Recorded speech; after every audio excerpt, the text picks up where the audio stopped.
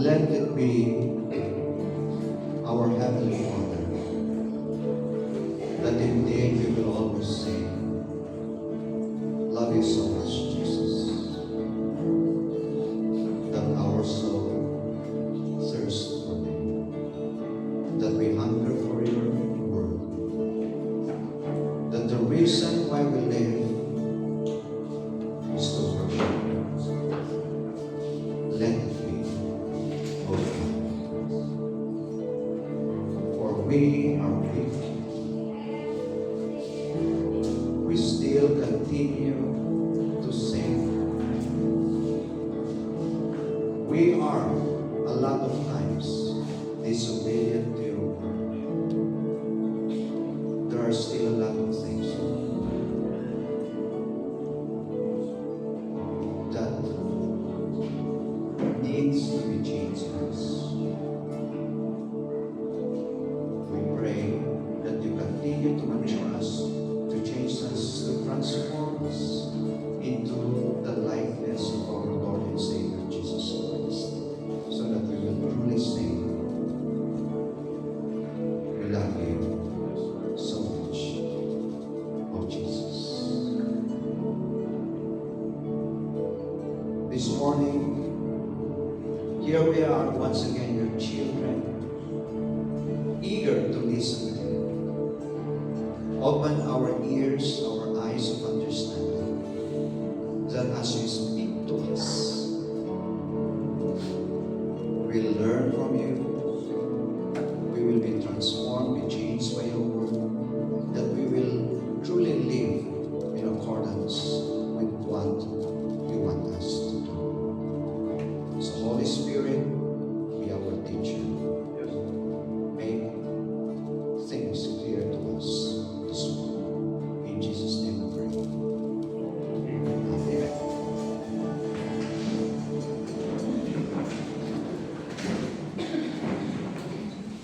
So ipagpatuloy po natin yung ating pag-aaral sa libro ni Mark. At natapos na natin ang chapter.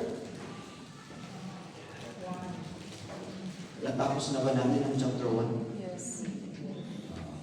Baka hindi nyo namalayan, natapos na po natin ang chapter 1. So ipagpapatuloy po natin sa chapter 2. Pero nakita natin sa chapter 1 kung sino nga ang ating Panginoong Hesus. Kung ano yung ginawa ni John the Baptist para ihanda ang mga tao at tayo rin, para makita natin na kailangan ang paghahanda sa pagdating ng ating Panginoong Hesus. Nakita rin natin na inumpisahan ng ating Panginoong Hesus ang kanyang ministry. Siya ay nagturo, nagpagaling ng mga may sakit, at siya rin ay nagmalayas ng mga sasamang spirito na nagkokontrol sa mga demon possessed. So marami siyang ginawa. So sa chapter 2, ang titignan po natin ay verses 1 to 5. Pwede natin basahin din ang Matthew verses, pero hindi po merong pagkakaiba ng konti. Sa Matthew chapter 9 verses 1 and 2, dalawang verses lang yung nakalagay doon. So hindi lahat ng sinabi ni Mark ay nandito. Mas kompleto pa yung kay Luke chapter 5 verses 17 to 20. So sabi po dito sa verses 1 to 5. Basahin po natin. And again, he entered Capernaum after some days, and it was heard that he was in the house.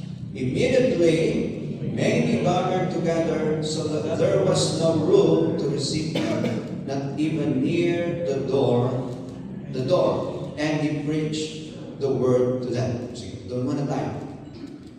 So makita natin dito, kasi sabi ng ating Panginoong Jesus, punta tayo sa mga iba't ibang lugar.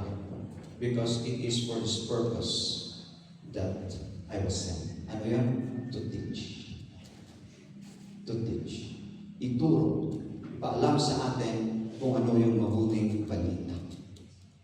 ipaalam sa atin kung ano, sino ang Diyos, kung ano ang kanyang ginawa, at kung ano pa ang kanyang gagawin para sa atin. So, it is for this purpose that I was sent to preach.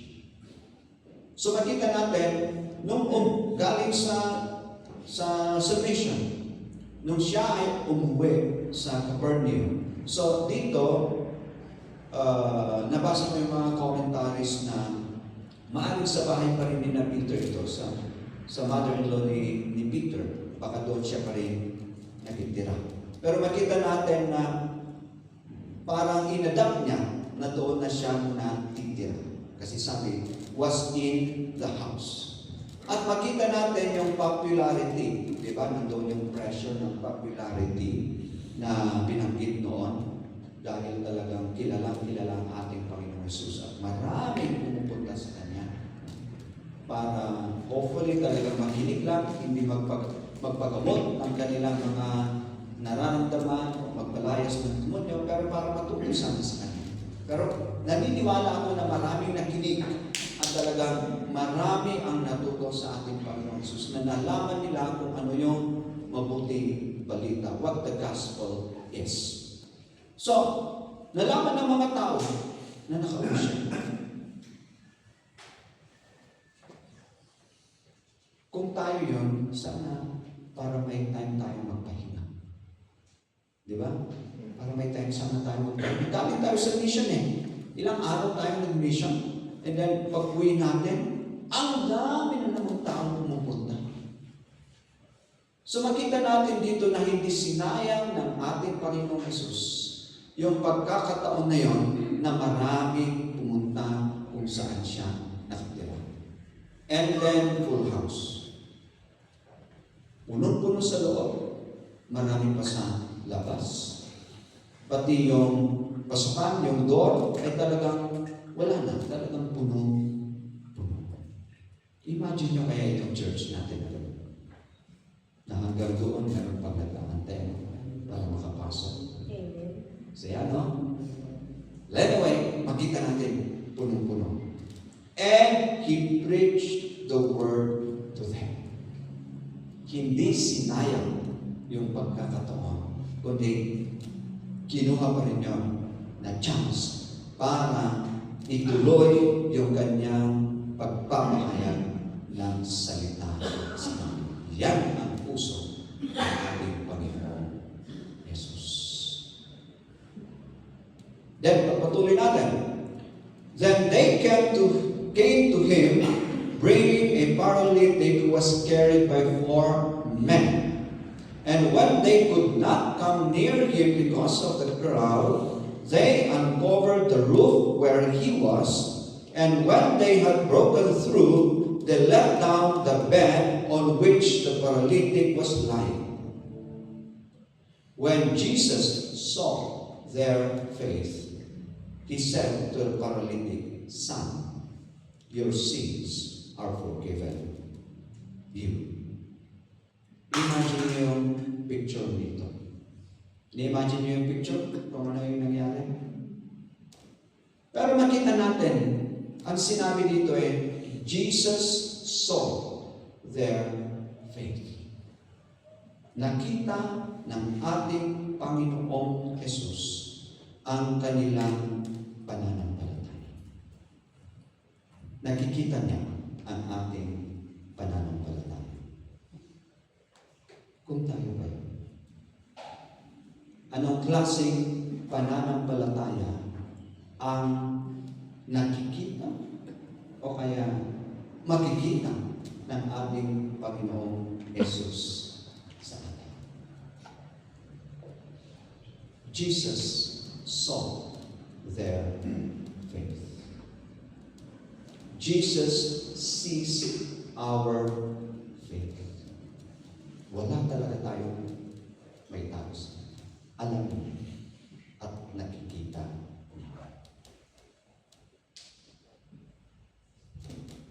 Sabi dito, as a background, para makita natin, sa James chapter 2, verses 14 to 17. What good is it, dear brothers brothers and sisters, if you say you have faith, but don't show it by your actions. Can that kind of faith save anyone?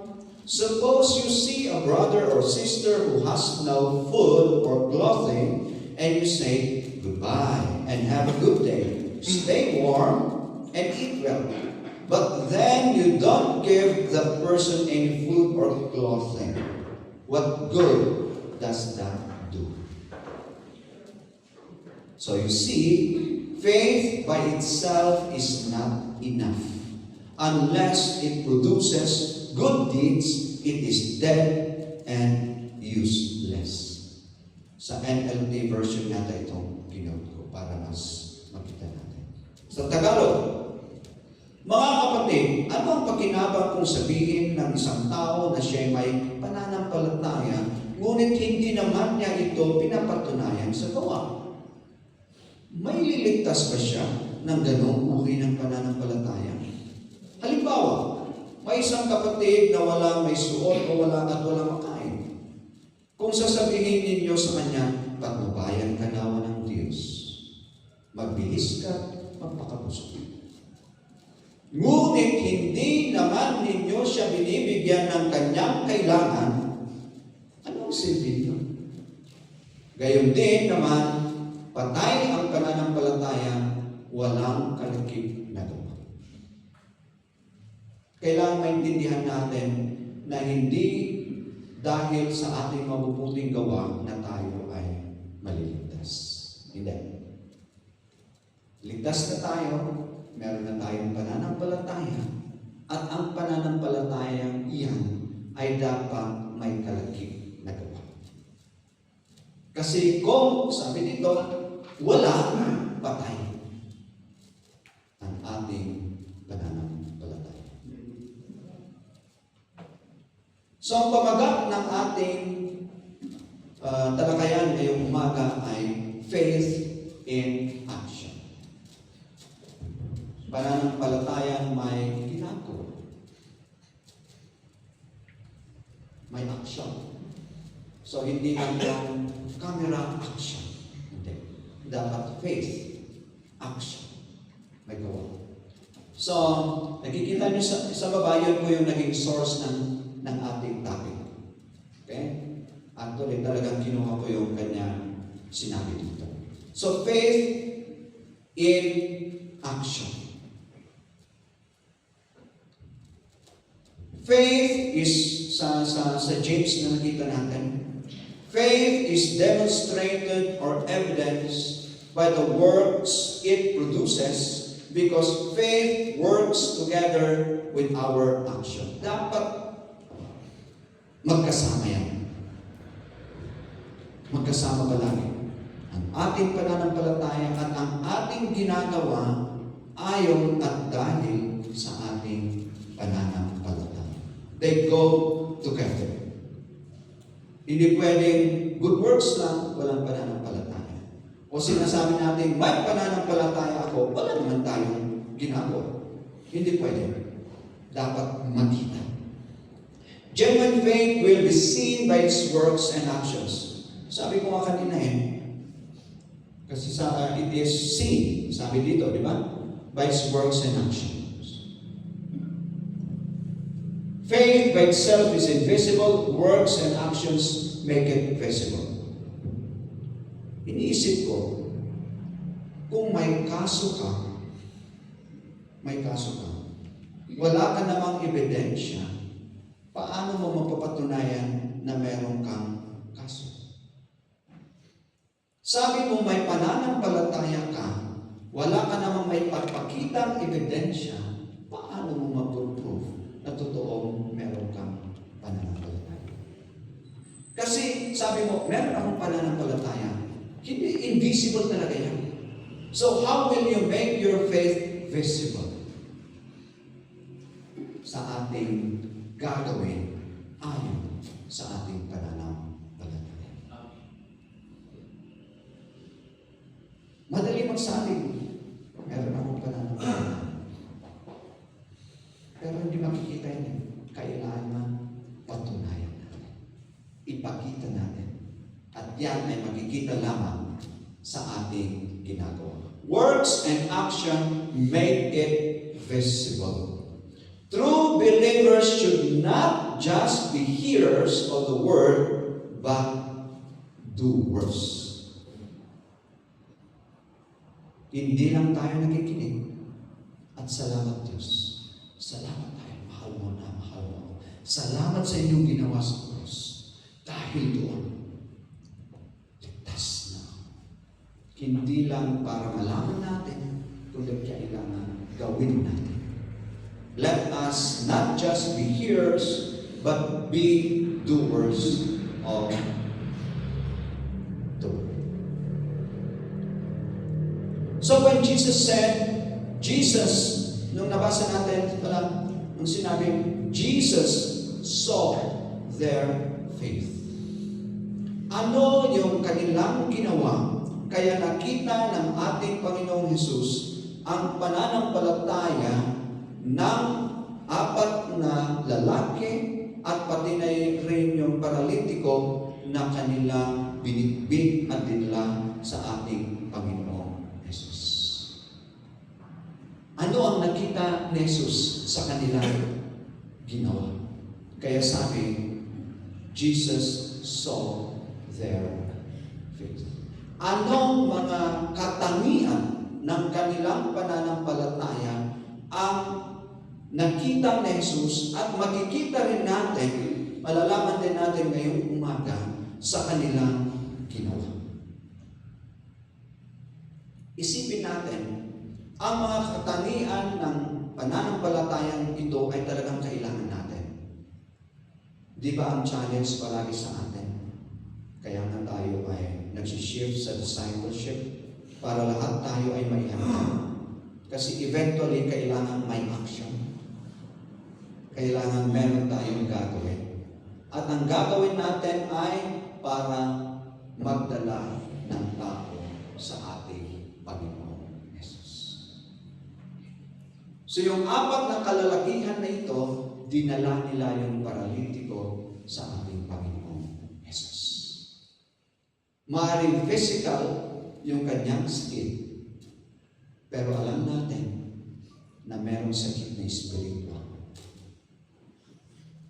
At sila, lahat, dapat tayo sa ating Panginoon Jesus. So ito yun. Ang una, makikita natin na katangian ng kanilang pananampalataya ay compassionate faith. Pananampalataya na mahabagin, maawain, maalalahanin. Pananampalataya na talagang may pag-ibig. May pag-ibig. Merong pananampalataya na dahil sa awang yan, dahil sa pag-aalala sa sitwasyon na yan, ay merong gagawin, merong maitutulong. So, compassionate faith.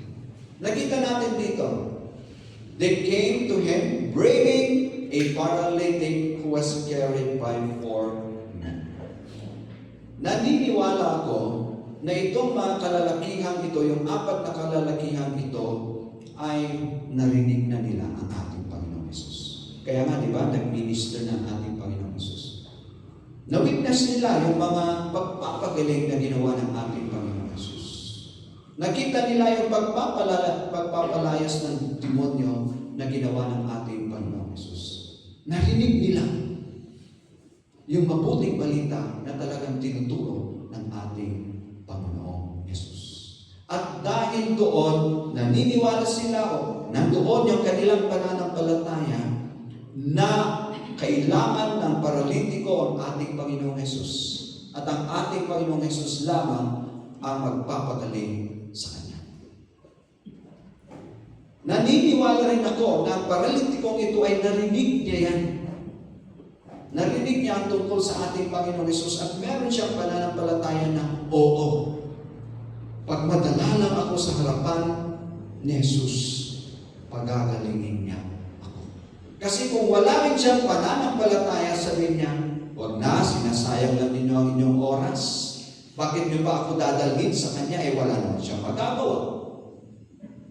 So silang 5, meron silang pananampalataya.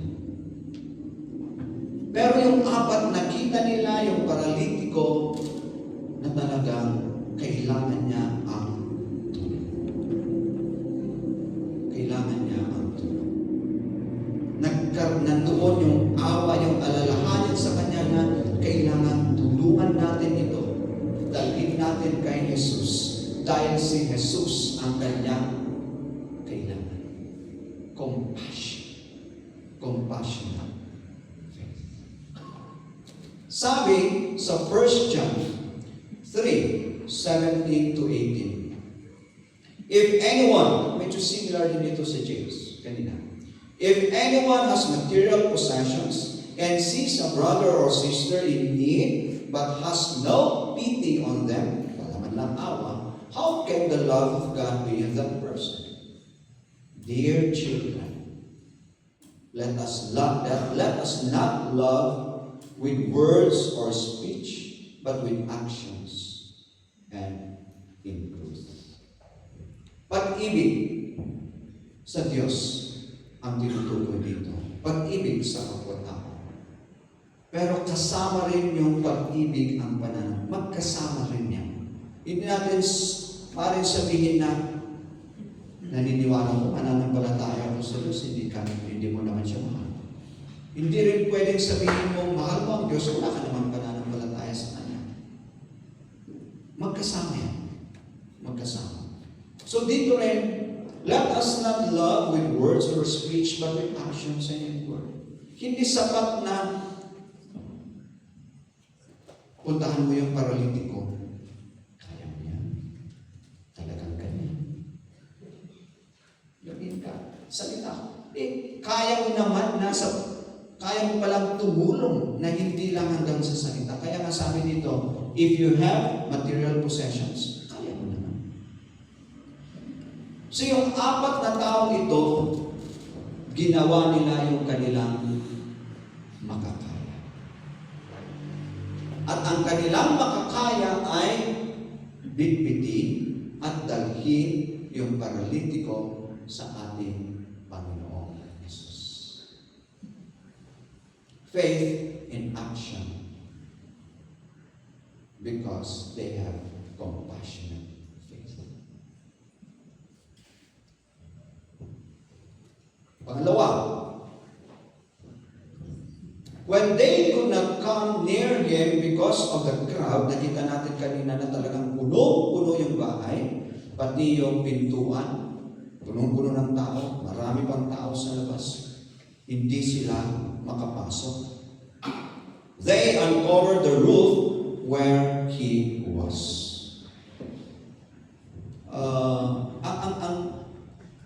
Ang bahay pala daw noon, kagaya rin dito, na flat pala yung rooftop. At meron ding stairs, kagaya rin sa atin, na papunta doon sa taas. So ginagamit nila yan pag mainit, para mag-relax. Siguro pag gabi, kung maganda yung kwanto din sila. So talagang ginagamit pala yung kanilang rooftop. So ang nangyari dyan, pinipit nila kasi may stairs din dyan. And then, makita natin yung kanilang ginawa. Gumawa sila ng butas.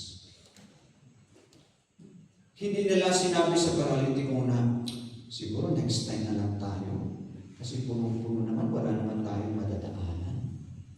Hindi. Hindi sila pinto doon. Kahit na punong-puno, they were really persistent. Talagang determinado sila. Nandoon yung kanilang pagtsatsaga. Magtsaga sila, talagang masugid, mapilit sila na kailangan dalhin nila yung paralitiko sa harapan ng ating Panginoong Jesus. They had a persistent faith. Konting minsan sa atin, konting inconvenience lang, kukumpleto na. Nakita lang natin na traffic, next time na lang ako pupunta kasi traffic. Alam naman natin ang traffic, bakit hindi na lang tayo mas maaga. So mga ganun, na yung mga pangyayari ay maaari i-slow down tayo. Pero dapat maging determinado tayo. At yun yung pinakita ng apat na kalalakihan ito. Merong isang halimbawa sa Old Testament, si Hannah. Si Hannah, yung nanay ni Samuel. Isa siya sa asawa ni Elkanah. So, dalawa sila. Yung isa merong anak. Pero si Hannah, wala anak. Si Penina, may anak. So, usually, sa kanilang kultura, pag walang anak, parang na-outcast ba? Siguro pinagtatawanan. Siguro may mga ginawa ito kaya hindi nakama. Kung ano-ano. So, wala siyang anak. So, ito naman, pag pumupunta sila sa templo para manalangin tuwing taon, talagang sumasama si Hannah sa kanyang asawa. At talagang doon, sabi nito she really prayed to the Lord and wept in anguish. Talagang iniyak na iniluhod niya sa Diyos. Hindi siya nawalan ng pag-asa na siya ay magkakaroon ng anak. Yan ang kanyang pananampalataya. And the Lord, so hindi na sayang. The Lord looked on her affliction, remember and not forgive. The Lord remembered her. Ayun pala ang prayer niya. That the Lord will look at her, yung talagang situation na hindi siya kalimutan ng Diyos. Yun ang kanyang prayer. Bigyan mo ako ng isang lalaki at na anak at ito yung promise niya, I will give him to you, Lord, all the days of his life, and the razor shall come upon his neck. Yun talaga yung kanyang pangako. Bigyan mo lang ako ng isang anak na lalaki. Iaalay ko itong anak ko sa iyo. Magsisilbi siya sa iyo. Very persistent sa kanyang prayer. Eventually, granted. So, faith pa rin yan dahil sa kanyang pananampalataya. Very persistent. Meron din tayong example dito sa New Testament. Kilala niyo si Zacchaeus? Siguro mas pandak siya sa akin. Salamat at medyo may height ako. So si Zacchaeus, narinig niya na padaan si Jesus sa kanilang lugar. So gusto niyang makita. Pero nga dahil madaming tao sa kagaya rin nung bahay, punong-puno. Ang daming tao at siya ay maliit at talagang mahirap na talagang makisiksik siguro talagang makita ang ating Panginoon Jesus. Makita niyo yung kanyang persistence. Ano ang kanyang ginawa?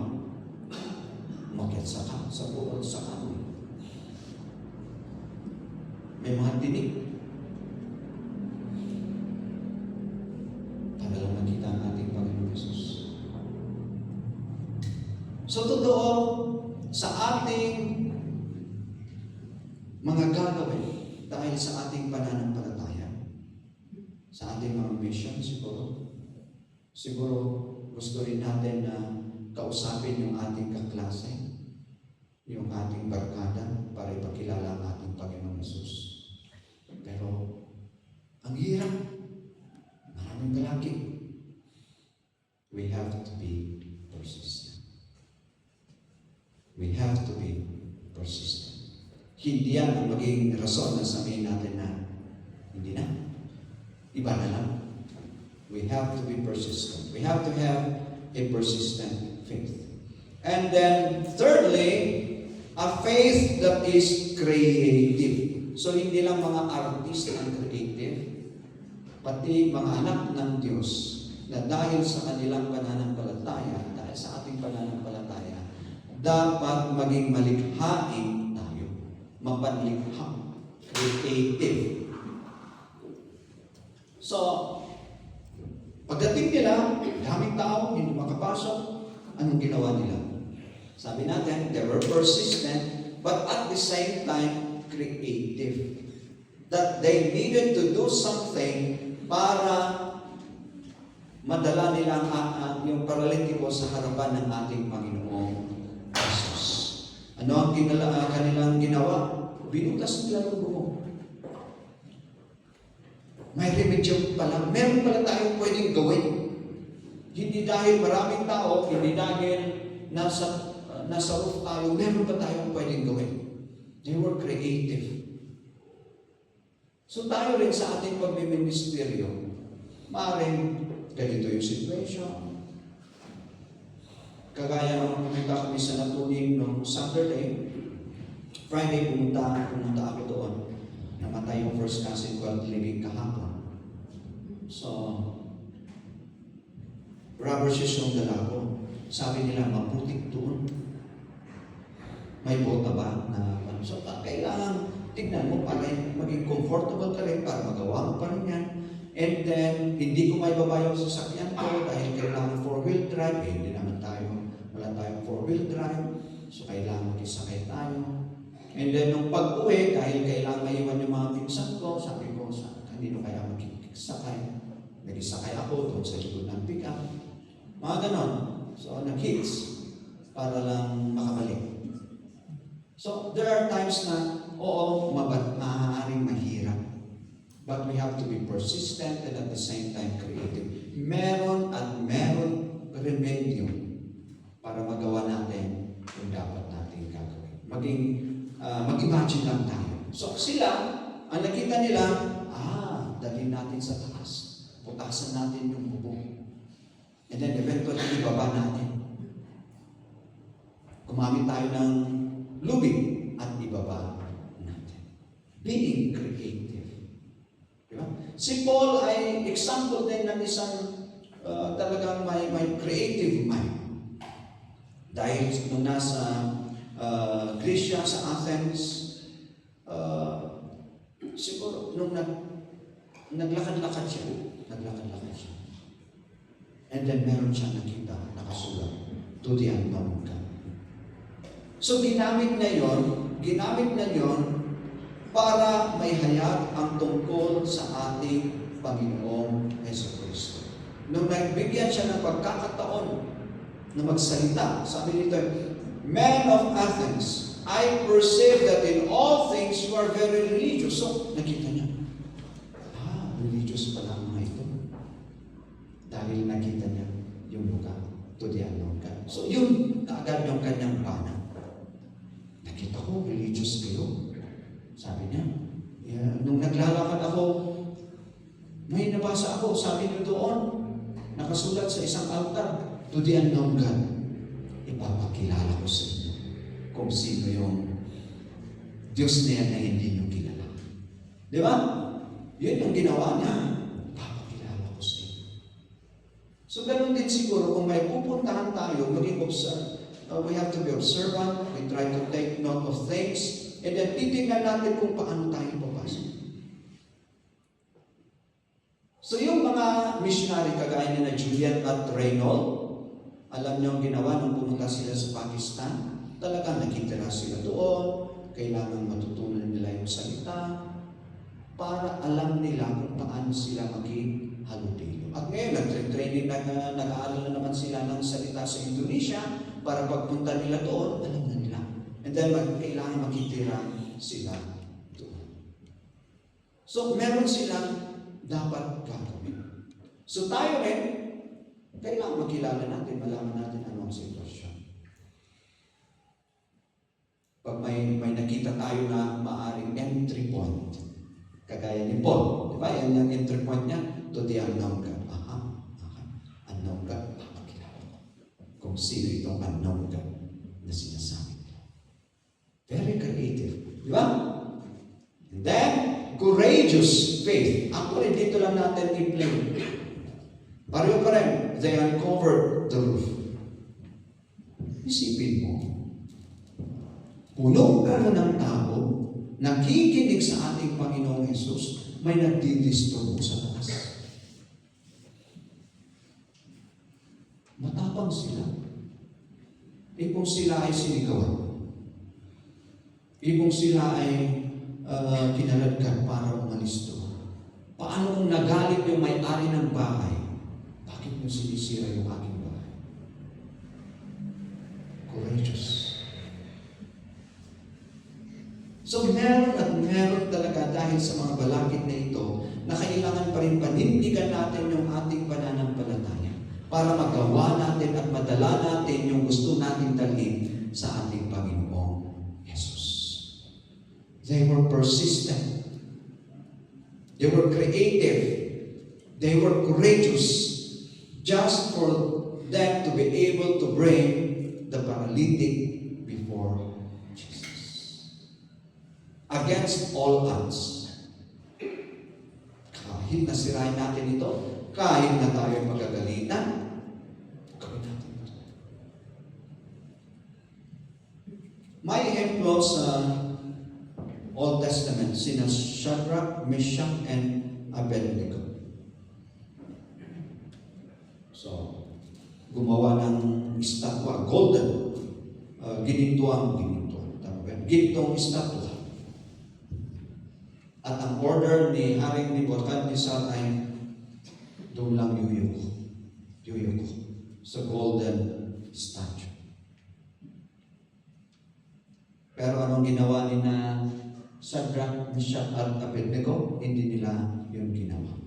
Kaya dinala sila sa harapan ng hari. At sabi nila tingnan niyo yung sinabi nila, we do not need to defend ourselves before you. Wala kaming, hindi namin kailangan i-defend ang aming sarili sa iyo. If we are thrown into the blazing furnace, the God whom we serve is able to save us. He will rescue us from your power, your majesty. Nandoon yung talagang pananampalataya nito. They were courageous enough to really stand firm. Talagang tayuan nila yung kanilang pananampalataya. Alam nila na maaaring mamatay sila kasi yung proclamation ay kung hindi kayo sasamba, hindi kayo luluhod sa burning, blazing furnace, doon itatapon. Kung kayo yun. Kung hindi kayo yun, hindi ka sasamba, papakain kita sa baboy. Tatataro kita. Kung ano man, mangyari. Pero makita natin, tinayuan nila yung kanilang pananampalataya. In fact, sabi na nila but even if He doesn't, meaning ang Diyos, we want to make it clear to you, Your Majesty, that we will never serve your gods nor worship the gold statue that you set. Hindi pa rin kami luluhod. Kasama rin nila si Daniel, di ba? Tinapon din kung saan yung mga leon. Tinapon din. Dahil pinanindigan din ni Daniel yung kanyang pananampalataya at hindi siya nag-worship sa Diyos pa rin siya nagpuri. Pinanindigan niya. He was courageous enough at alam niya yung consequence. Alam niya yung consequence. Pero makita natin, niligtas siya ng Diyos. So may mga pagkakataon ba na may gusto tayo dalhin sa ating Panginoong Jesus, pero maaaring delikado ang ating buhay. Ililigtas tayo ng Diyos. Basta yun talaga ang ating gusto. Ililigtas natin. At kung hindi man tayo iligtas, sabi doon, nagsilbihan natin ang Diyos. At meron ganito pa. Hindi sayang yung ating pagpapagal. Sina Peter, John, at yung mga ibang apostoles, mga disciples sa Acts. Pinahuli sila ng high priest. Sila ay nabilanggo. Sila ay nasabihan na wag niyong banggitin ang pangalang Jesus na yan. Niligtas sila ng Diyos, nakalabas sila sa bilangguan. And then, humarap na naman sila sa Sanhedrin, sa mga high priest. Humarap na naman sila. At winaringan at sinabi, di ba sabi namin, wag kayo magsalita tungkol sa pangalan na yan. Pero ano ang kanilang pinanindigan na naman nila yung kanilang pananampalataya. They were brave enough, courageous enough to say, sabi dito do you think God wants us to obey you rather than Him? We cannot stop telling about everything we have seen and heard. Saan mo kami magsisipin o sa Diyos? We must obey God rather than men or human authority. Alam nila yung consequence, pero still, pinanindigan nila yung kanilang pananampalataya. They were courageous. And then another one is sacrificial faith. Yung kanilang pagdadala sa paralitiko, syempre, kailangan ng effort yan. Di ba?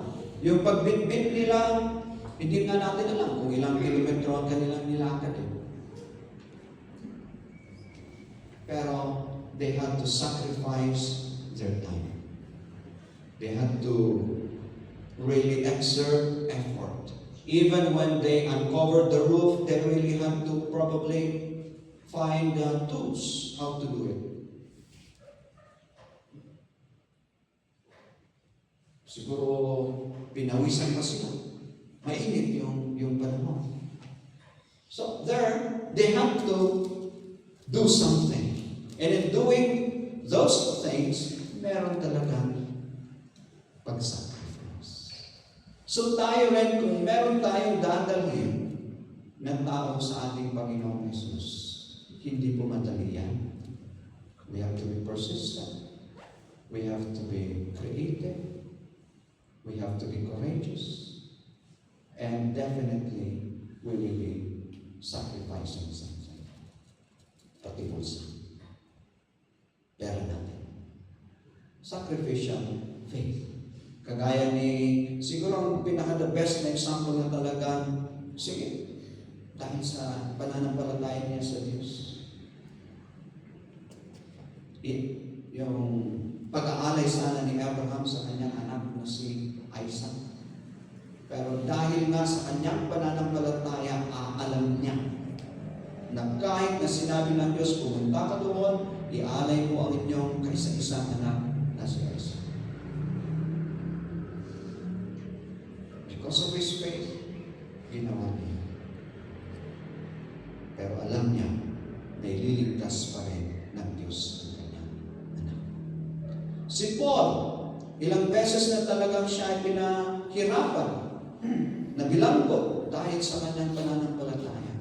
Pero tuloy-tuloy pa rin na talagang sa kanyang pag-mission.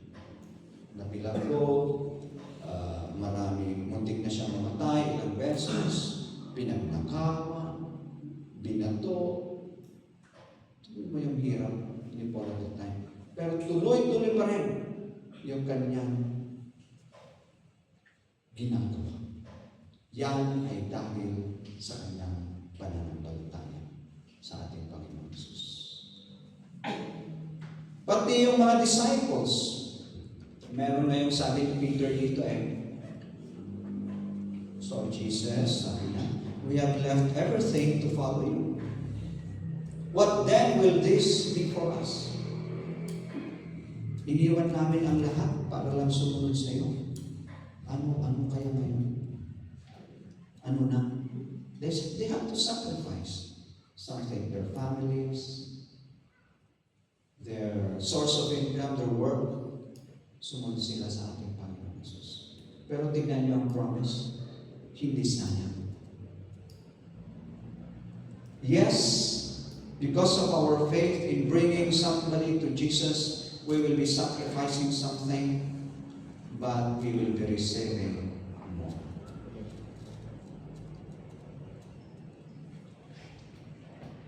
Truly, I tell you, at the renewal of all things, when the Son of Man sits on his glorious throne, you who have followed me will also sit on 12 thrones, judging the 12 tribes of Israel. Yun sa disciples.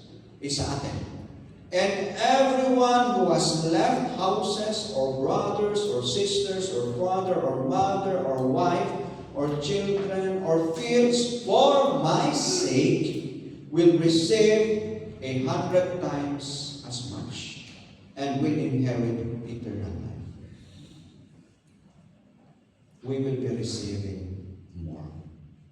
Sabi natin, nagkasamay, tigastos, mapantay din siya. Kami, kurang 20 pong teachers na ipagantay niya gastos. You will be receiving 100 times as much. And you will have eternal life.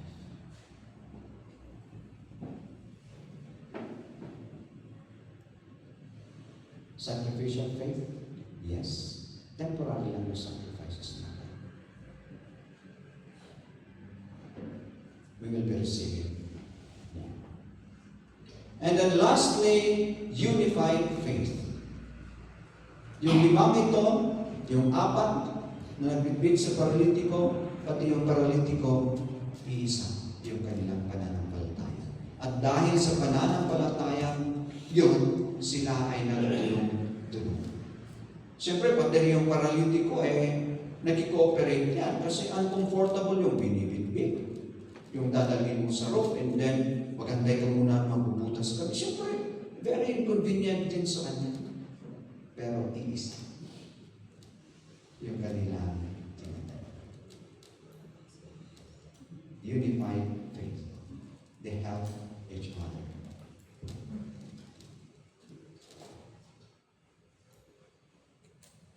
Meron tayong isang ehemplo dito. The rebuilding of the wall, rebuilding the wall of Jerusalem. Para may ma-rebuild yan dahil na-excite na yung mga Israelites. And then, nalaman nila na nasira yung templo, pati yung wall sa Jerusalem. And then si Nehemiah ay talagang bothered siya kung ano ang kanyang gagawin. Salamat at napansin ng hari, kinausap at sinabi, ito yung concern ko. So makita mo yung dahil sa kanyang pananampalataya, nasa exile, may ibang power na sumasakop sa kanila. Pero nung si Nehemiah, dahil naging tapat pa rin siya na lingkod, trusted na talagang lingkod na nagsisilbi sa hari. Nung sinabi niya sa hari yung kanyang concern, makita niyo, pag talagang maging tapat pala tayo, kung gagawin pala natin yung nararapat. So, ang hari mismo, okay, punta ka, ilan ba kailangan? Ilang araw mo bang gagawin? Gano'n makatagal? May score ba tayong dadalhin? Lahat, remove. And then, yung mga tao doon, nung nalaman nila yung kanilang ginagawa, kinokontra. Ay, hindi nyo magawa yan. Kung ano-ano ang mga sinasabi. And then, plano pa nilang talagang susupurin sila. So, paano nila yung gagawin? Sabi dito Nehemiah positioned the men behind the tower, lower parts of the wall, at the openings. Talagang nagplano sila. Dito kayo, dito, pamilya. And then, meron silang mga armas. Habang sila ay nagtratrabaho. May mga armas na nagtratrabaho. And then, na-divide, yung iba, nagwagwatya, yung iba nagtratrabaho. Siguro salitan sila. But the point here is nandoon yung kanilang unity. Yung kanilang pagkakaisa, pagtutulungan, para lang magawa nila yung mission nila. So, ganun din sa ating mission. Hindi lang si pastor. Hindi lang yung church elders natin. Hindi lang ilan sa atin ang nag-volunteer. Dapat. Nandoon yung ating pagkakaisa. Magtulungan tayo para may madala tayo sa harapan ng ating Panginoon Yesu Cristo. We have to have a unified faith. At pinakita ito ng mga nauna na mga mananampalataya. Yung kanilang pagkakaisa, yung talagang dito they continued steadfastly in the apostles' doctrine, fellowship, the breaking of bread, in prayers. Mga ganun talagang nagkaisa sila. Pati ngayong mga ari-arian nila para walang may pangangailangan ang ginawa nila may mga nagbenta. Although may corrupt din doon. May corrupt din doon. Binenta, hindi binigay lahat. May consequence sila naman. Okay. So, ganun. Binenta nila para may provide lahat yung pangangailangan. Talagang makita natin yung kanilang pagkakaisa. Continuing daily with one accord in the temple, the breaking of the bread from house to house, they ate their food with gladness and simplicity. So, pag tayo pala ay united, pag tayo pala ay, if we really work together, nandoon yung saya. Isipin mo kung si pastor lang naglalakad mag-isa tuwing mission. Siguro siya ay masaya lang. Siya lang ang masaya. Di ba? Pero hindi tayo lahat. Pero pag lahat tayo, habang siguro tayo nag-hike, kumakanta, o kaya may mga kwentuhan doon, nagtatawanan, di ba? There's really gladness habang ginagawa natin na nagkakaisa yung dapat natin gawin. Sa ating pag-awit, kung lahat tayo, di ba masaya? So really, we need this kind of faith. Faith in action. That is compassionate, that is persistent, that is creative, that is courageous, that is sacrificial, that is united. Yan ang ating kailangan. So briefly, ganito yung parang pag-summarize. A compassionate faith is convinced that Jesus can and will help the person you care about so you can take them to Jesus. Naniniwala tayo na yung tao na ating dadalhin sa ating Panginoong Hesus, talagang merong gagawin ang ating Panginoong Hesus. Hindi sayang. Persistent faith does not give up because of obstacles and detours. May hirap, mga obstacles. No, we have to be persistent. Creative faith is innovative, resourceful, inventive. It's comfortable thinking and acting outside the box. Ito yung dati natin ginagawa, ay hindi pwede na ngayon. Ano kaya ang pwede natin gawin para may patuloy pa rin natin? So, kailangan mag-isip tayo. And then, courageous is brave enough to do what others would not. Sacrificial is willing to pay the price for God's glory. Siguro, part ng ginawa nila, yung sacrificial faith, baka sinabi ng may-ari, ay, ayusin nyo yan sa inyong expense. Kailangan magbayad sila. Ganon, baka dinimanda pa, hindi natin alam.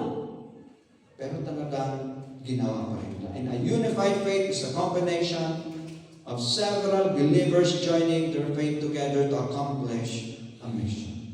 We need each other. Yung palagi nating sinasabi, no man is an island. Pero totoo yan. Hindi po natin kaya. We have to be together in doing things as we accomplish our mission. So, true believers should not just be hearers of the word, but be doers. Meron akong isang ehemplo na recently lang. Nabasa nyo, nabalitaan nyo ang ginawa kay Charlie Kirk. Makita natin. Maaaring may mga bagay-bagay na sinabi niya na hindi iba rin yung ating paniniwala. Pero yung talagang pinanindigan niya yung kanyang pananampalataya. Umikot siya sa mga campuses para makipagdebate sa mga current issues. Issues tungkol sa abortion, issues tungkol sa same-sex marriage, issues tungkol sa transgender. Pero ang kanyang argumento ay bumabalik at bumabalik sa katotohanan ayon sa salita ng ating Panginoong Jesus. And then when everything is over, how would you think people will remember? Parang ganun yata yung tanong. At ito ang kanyang sabi, I wanna be remembered for courage for my faith. That would be the important thing. Most important thing is my faith. Kung maalala man ako ng tao, maalala nila ako dahil sa aking pananampalataya. Faith in action. Meron isang video akong nakita. Hindi ko alam kung paano ito gagawin. Kung paano natin siguro napanood nyo ito. Pero nabanggit ko ito nung nag-usap-usap kami na nag-ano kami ni Pastor Eric. And then, kinabukasan, pinost niya, tamang-tamang yung hinahanap ko pa rin na video.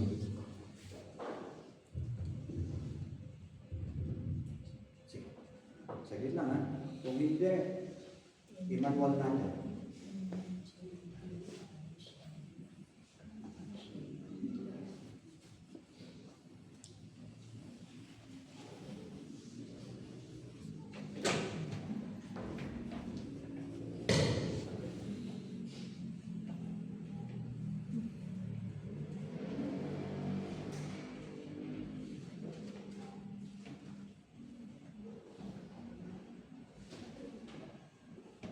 Ang ganda na, basta makita natin. Hindi ko alam kung ilang taon siya, pero talagang very creative, talagang very persistent. Yun na. Yung matandang ito para lang may pakilala ang ating Panginoong Jesus sa ibang tao. Sabi, marami na akong nakausap ng gano'n. So, simple lang. But she was creative, she was persistent. Share ko sa kanila kung paano mo kayo nag-divide sila. Pero simple lang ang nakausapin ko. Sabi ko ka naglalari. Umaga, kita ang araw. Yung ba magpapalitan ng usap? Tapos isisisihin ko na pakabuti ng Diyos, ano? Kaya napakabuti ng Diyos. Ay, oo. Ano ba? Mahal ako. Pero sinasabi ng Biblia na nung nakasalanan pa tayo, ay hinahal na tayo ng Diyos at namatay si Kristo sa krus dahil sa ating kasalanan. Nung hindi pa natin siya kilala, nung mamatay si Jesus, pinaniwala ang Diyos sa pagkakalimutan. Ay, opo, yun. Tapos sisimulan ko na. Sabihin ko, alam mo ba na nakasulat sa Roma 3:23, ang lahat ay makasalanan at hindi makaabot sa kaluwalhatian ng Diyos. Kaya, inaamin mo ba na ikaw isinusalan? Ayun po, tatabi sa akin. O ngayon, kailangan natin magsisi. Dahil, pinadala na ng Diyos ang kanyang anak na si Jesus. Pumatay si Cruz, parang hain para tubusin ang ating mga kasalanan. Kung magsisi tayo ng ating mga kasalanan at tatanggapin natin siya at pinakuha natin ang kita. Tayo ay magiging anak ng Diyos. Yung po ay makikita natin sa mga Moises. At ang ginawa sa kanyang pampalataya ay binibigyan niya ng karapatan ng Diyos. Bakit? Hindi lahat ng tao ay anak ng Diyos, lahat ay liha. Pero hindi pa lahat. Ngayon, kasi ang sabi ng kung hindi tayo magsisisi, ay ang sabi sa Roma 6:23, ang kabayaran ng kasalanan ay kamatayan. Ngunit ang kaloob ng Diyos ay buhay walang hanggan. Kaya, sabi ko, ngayong nakapagsis ka na ng yung wala, dapat pag-usap. Kapag tayo ay naging anak mo doon, tayo ay bagong nilalang. Hindi na tayo nakikaayon sa mga ginagawa ng mga nagsasalita. Bagong tayo. At ang mga pinagawa ng Diyos ay marunong tumakas ng Diyos. At isa sa mga plano at kapag yun, patuloy kami mag-uusap. Kaya, hindi na mabilang marami na ako na nabagi na ng salita ng Diyos. Mhm. Marami siyang simple lang. Sabi ko, kung meron siyang nakausap, magkwentuhan lang, and then tignan niya kung saan siya makakapasok. Ang buti ng Diyos, napakabuti ng Diyos. Ay, oo, mabuti ang Diyos. And then, sabi niya, sisimulan na niya. So, iba't ibang paraan. We really have to be creative, we have to be persistent, we have to be courageous. Paano kung pinagtawanan ka? O kantsawan ka? Dapat. Sacrifice. And we have to be unified. So, yan ang purpose po ng ating discipleship is to really equip us. Tingnan nyo yung mga yung ginamit ni nanay. Mga memory verses din. So, part po ng ating discipleship yan that we really also have to study the word, and we have to memorize, understand, para yung application, i-apply natin. So, yan. So, we need to sacrifice probably our time instead of Facebooking. Tama ba yan? Facebooking, siguro magbasa tayo. So, sacrifice yun sa atin kasi baka nahug na tayo dito eh. So, kung nahug na tayo dito, konting sacrifice, medyo dyan ka muna. Iba ang babasa. And we have really to be courageous. Maraming kukontra sa atin, pagtatawanan tayo, but still, we need to do something. We have to have a faith in action. So sa ating magiging talakayan mamaya, bilang alagad ng Diyos, ikaw ay isang magulang, ikaw ay isang anak, kapatid, estudyante, employer, boss, empleyado, ano man, taxi driver, kung ano man, yun yung ginagawa ngayon. Ibagahagi o i-share ang inyong ginawa. So yung ginawa niyo noon, maaaring meron kayong nagawa, o ginagawa sa ngayon, o iniisip na gagawin pa. Ganun na lang yung pa natin. Kasi baka kung sabihin natin na kung ano ang inyong ginawa, kung nakaraan, wala kang ginawa eh. So, maaaring may iniisip kayo na gagawin. Para may pakita ang inyong pananampalataya. So, kagaya ni nanay, ito yung aking ginagawa. Kagaya ni Zacchaeus, ito yung kanyang ginawa. Kagaya ng 4 na kalalakihan, ito yung kanilang ginawa para sa paralitiko. May pakita yung kanilang pananampalataya. Yun ang titignan natin. Tayo ay manalangin. Aming Panginoon, kami po ay nagpapasalamat sa oras na ito. Maraming salamat dahil nga ginamit mo ang eksena ng 5 kalalakihan para malaman namin kung ano pa ba ang pananampalataya at kung ano ang pananampalataya na merong kalakip na gawa.